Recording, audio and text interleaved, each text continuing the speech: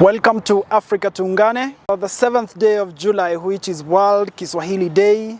And as we continue to champion and advocate for Kiswahili language to become a common language and lingua franca that will unite all Africans, I would like today to give you a taste, or rather to give you a real-life example of what language barrier, the challenge and the problem of language barrier in Africa. So as we continue with our mission to unite all Africans through Kiswahili language, a truly African language, I would also want to disabuse all of us as Africans of the notion that colonial languages like English, French, Portuguese, Arabic, Spanish, and all those colonial languages, I would like to disabuse us of the notion that colonial languages stand any chance of uniting Africans.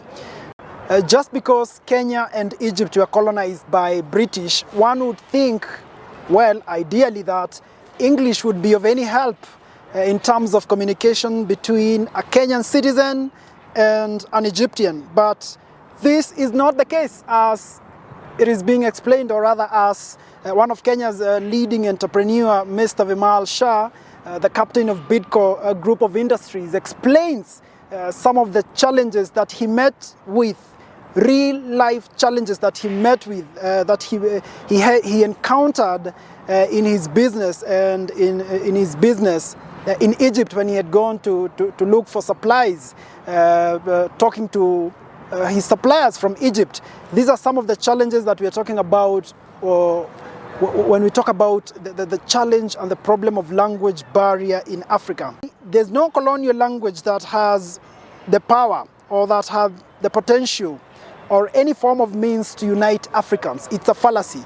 Colonial languages were brought in Africa to divide Africans, and they continue to do that to this day. Lugha za kikoloni ziliweza kuletwa ili kuwatenganisha na kufanya Waafrika wasije wakafanya biashara, wasije wakafanya mazungumzo, wasije wakaelewana kwa mambo yoyote. Kwa hivyo ni uongo, it's fallacious, it's fallacy to think that any colonial languages, be it English, be it French, be it Portuguese, be it Arabic, has any potential or has any power to connect Africans anywhere. It's a fallacy.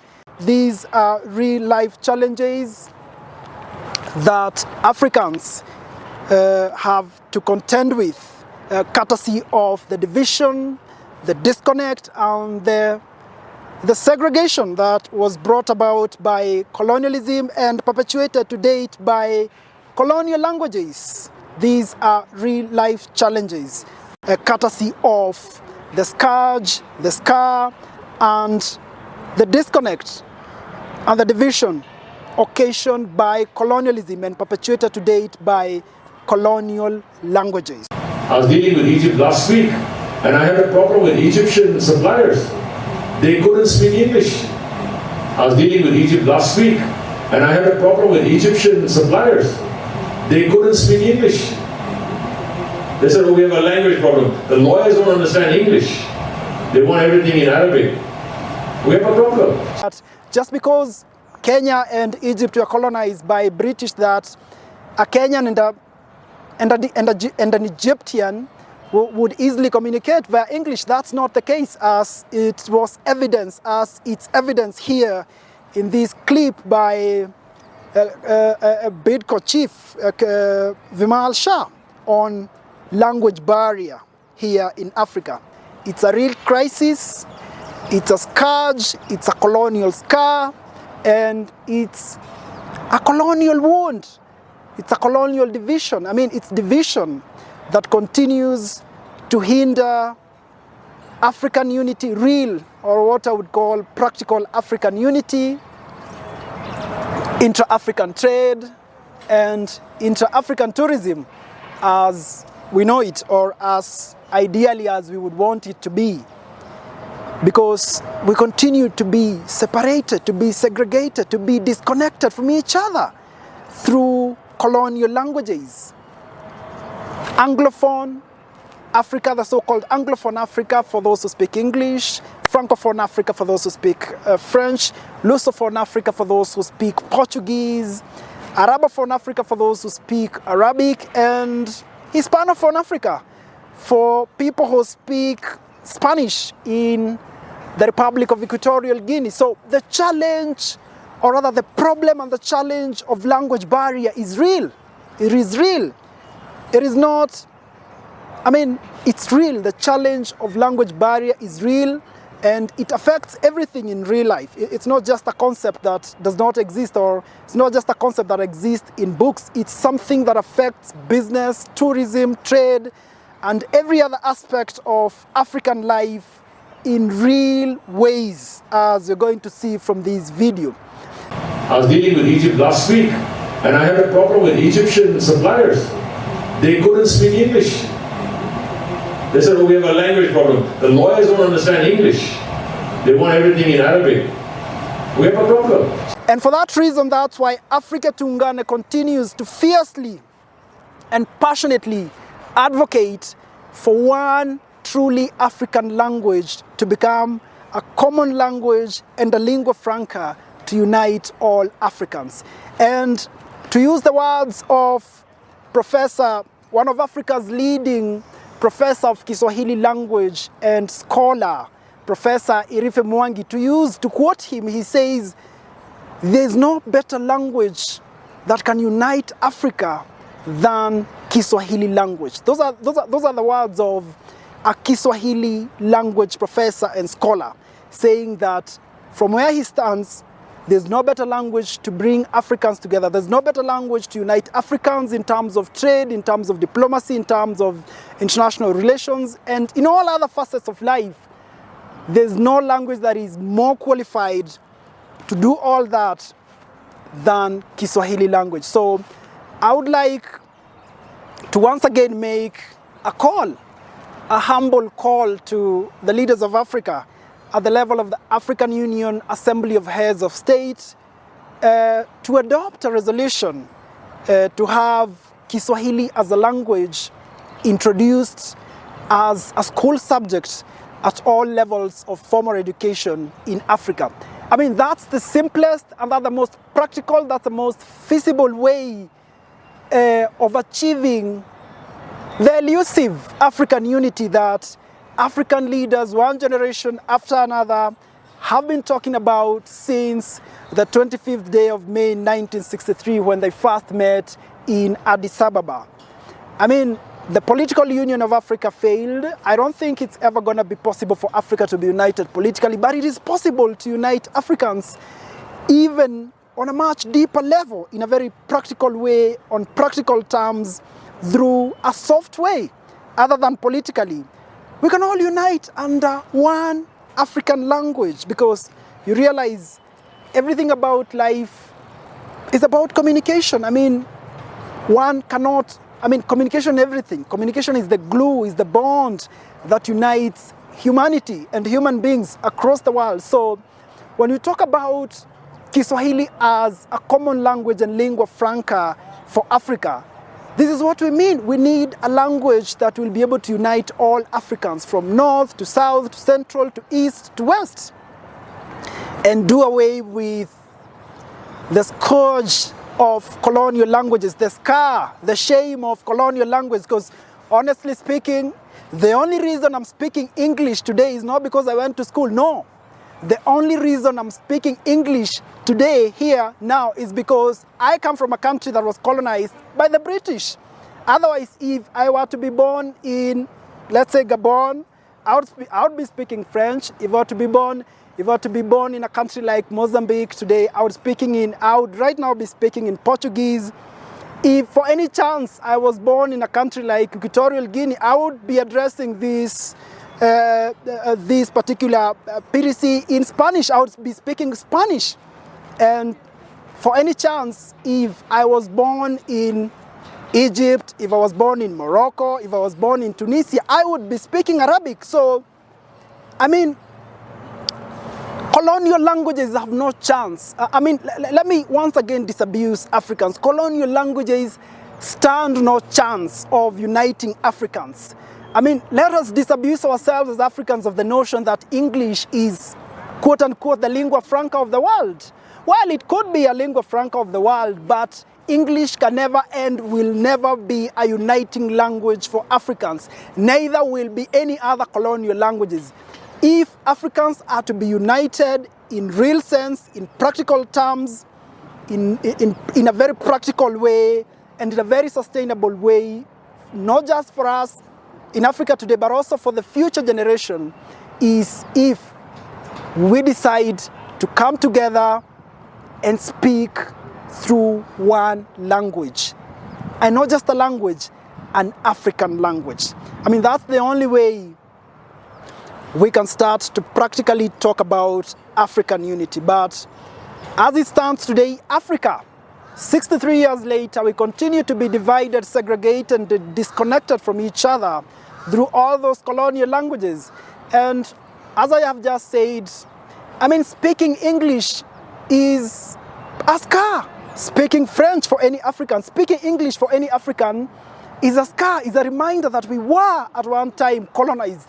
We were at one time subjugated by the Britain. Speaking in French, speaking in Portuguese, speaking in Arabic, speaking in all those other colonial languages is a reminder, a painful reminder that at one time we were all colonized, subjugated, oppressed, and repressed by colonialists. But when we speak in an African language, wakati tunaongea na lugha yenye asili ya Afrika kama vile lugha ya Kiswahili, hiyo inaonyeshana kwamba sisi ni watu huru. Tumeweza kujifanyia maamuzi na kusema kwamba hatutaendelea tena kujigawanyisha sisi wenyewe wa Afrika, kujigawanyisha kwa lugha za kikoloni, kwamba tumefanya maamuzi bora na tukaona tuachane na lugha ambazo tuliletewa, ambazo zilikuja kwa njia ya damu, vita, unyanyasaji na ubeberu na unyanyapaa, kutumia ukoloni, na tukaweza kuitumia lugha moja ambayo asilia yake ni hapa, na ni lugha ambayo inakubalika Afrika, pande zote za Afrika, kienda kusini, kaskazini, magharibi, kaskazini, lugha ya Kiswahili inakubalika na Waafrika wote. Na kwa hivyo huu ni mwito wangu tena na tena kwamba tuzidi kukuza Kiswahili, na njia mwafaka zaidi ya kukuza lugha ya Kiswahili ili ikaweze kuleta Waafrika wote pamoja ni kwa kuifunza, tuifunze kama iwe moja ya funzo za lugha ambazo zitafunzwa kwa watoto wote na wanafunzi wote bara la Afrika katika ngazi zote za masomo. Hiyo ndiyo njia mwafaka kabisa ambayo itaweza kutuleta pamoja kama Waafrika. That's why Afrika Tuungane is actually championing for a language that is truly African, a language that does not have colonial roots, a language that does not have a history of oppression and repression, to bring all Africans together. Because as we can see, and as one of Kenya's leading linguaphile author and a Pan-African icon, the late Professor Ngugi wa Thiong'o, said, Kiswahili as a language does not have a history of, colonization. It does not have a history of repression. It does not have a history of oppression as does all the other 5 languages used in the African Union. Kiswahili is an African language. It's a language that grew out of trade interactions and so many other socio-cultural activities in the past. But as opposed to the colonial languages that are used today in Africa, all of them have colonial history. All of them were imposed. These languages that we speak, including English, the one I'm using right now, these languages have a history of blood. They were introduced to Africans by force by their former colonial powers. And so Kiswahili is a language that qualifies to be a uniting force, to be the glue, to be a bond that will bring all Africans together. Kiswahili ni lugha yenye asili ya Afrika, ni lugha ya Mwafrika, ni urithi wetu kama Waafrika, na Kiswahili haina historia ya ubeberu, ukoloni, unyanyasaji kama lugha zingine ambazo zinatumika katika bara la Afrika. Kiswahili ni lugha ya Mwafrika, Kiswahili ni lugha ambayo tunafaa tujivunie, na ni lugha ambayo inafaa iweze kupitishwa na kufunzwa katika levels zote ama ngazi zote za masomo barani Afrika, kuanzia chekechea, ukienda shule za msingi, shule za sekondari, hata vyuo vikuu. Afrika mzima inafaa ama ni vyema kwa kuunganisha Waafrika wote, Kiswahili iwe ambayo ni lugha itafunzwa kwa watoto wote wa Afrika hapa Afrika. So as we commemorate and as we celebrate yet another Kiswahili Language Day in this year 2025, I once again want to make a humble appeal to African leaders at the level of the African Union Assembly of Heads of State and Government and the Pan-African Parliament. I would like to make a humble appeal to African leaders at the level of the African Union Assembly of Heads of State to accept, heed, and implement the proposals of my proposal to have the language of Kiswahili introduced as a school subject at all levels of formal education in Africa, especially in this decade of acceleration. That is the only acceleration that will bring real and practical African unity and African integration and harmony across and amongst all Africans.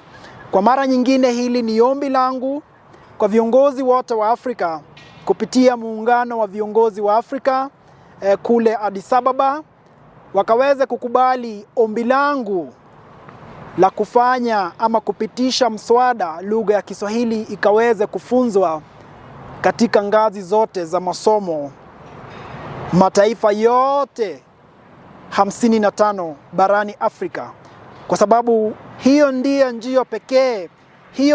njia pekee ambayo itaweza ama njia ambayo ina uwezo kikamilifu kuleta ama kuunganisha watu wa Afrika kutoka pande zote ama kona zote za Afrika, wakati ambapo lugha ya Kiswahili itaweza kufunzwa katika ngazi zote na Waafrika wakaweza kuitumia kama lingua franca ili kukata mizizi ya utengano ambayo ililetwa na wakoloni na lugha za kikoloni ambazo zinaendelea kutumika hata leo hii mataifa yote ya Afrika. Kwa hivyo Kiswahili ndiyo lugha pekee ambayo ina uwezo wa kukata mizizi ya utengano na kutenganisha Waafrika, utengano wa Afrika ambao uliletwa na ukoloni na ambao unaendelezwa mpaka leo hii na lugha za kikoloni. Kwa hivyo ni ombi langu tena nikiwa nimenyenyekea kwa viongozi wote wa Afrika kupitia muungano wa Afrika, yani the African Union Assembly ya ama muungano wa viongozi marais na viongozi wengine wa mataifa ya Afrika wakaweze kukubaliana na ombi langu la Afrika Tuungane, United States of Africa, ya kuweza kufanya lugha ya Kiswahili ikafunzwe katika ngazi zote za elimu barani Afrika. Asanteni.